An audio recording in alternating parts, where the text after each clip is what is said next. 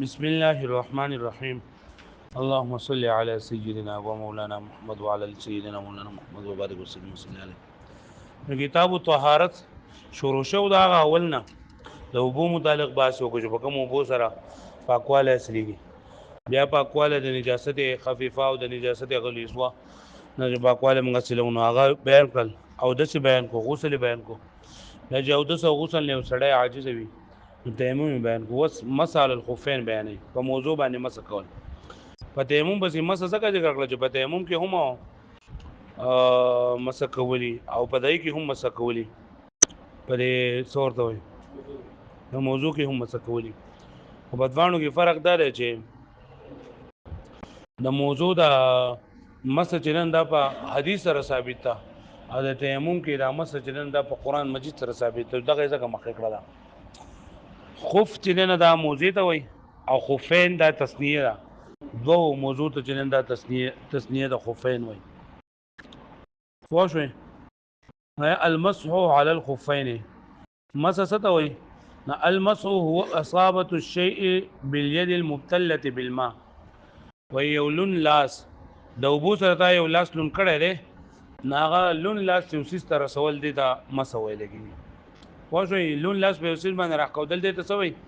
مسو ورته وي او خفان څه ته وي نو د خفان دغه کې لکه موزي څه ته وي الخفانو تسنیه خفین ودا تسنیه د خفته وهما الحذاءان الساتران للكعبين المصنوعان من جلد الحذاءان دوغه پیزار الساتران للكعبين چې پټون کې پړکول را المصنوعان من جلد او جوړ شوی وي د سرمنینا یعنی د سرمنینا دو دسې پیزار د جوړ شوی چې هغه دغه پړکی پټي نو دغه ته موزي وای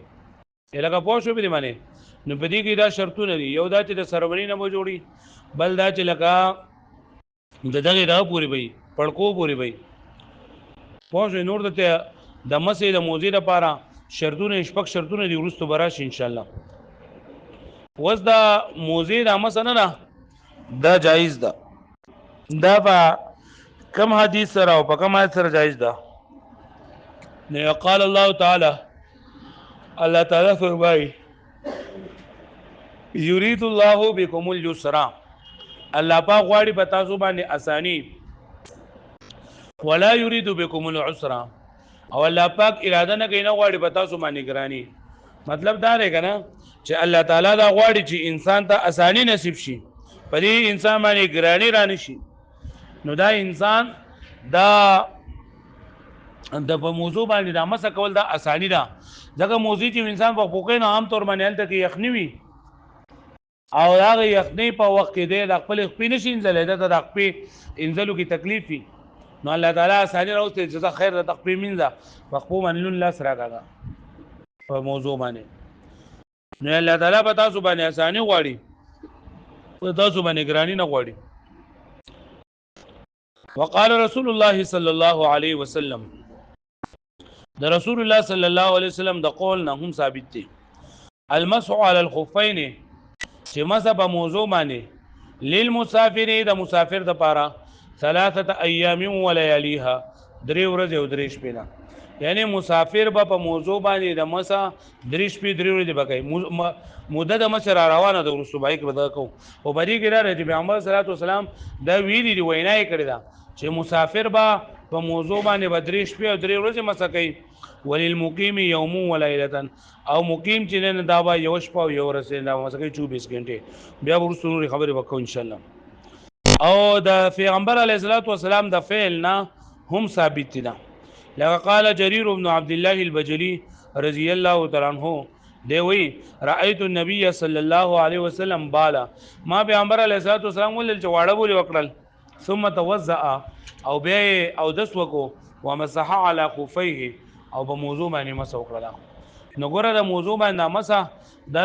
پیغمبر علیه الصلاۃ والسلام د قول هم ثابت ده او د پیغمبر علیه الصلاۃ والسلام د فعل هم ثابت ده روافض شیعاګان چې دین هغه د موضوع مسه نه مني ایو موضوع باندې مسې نه کیږي او دا راغی نه انکار کوي نو وایو چې په موضوع باندې مسه تقریبا د 70 صحابه کرامو نه چې دا نقل ده. او د اهل سنت والجماعت نه خدادا د اهل سنت والجماعت نه خري یو نه بغیرا چې دی بلګه د حضرت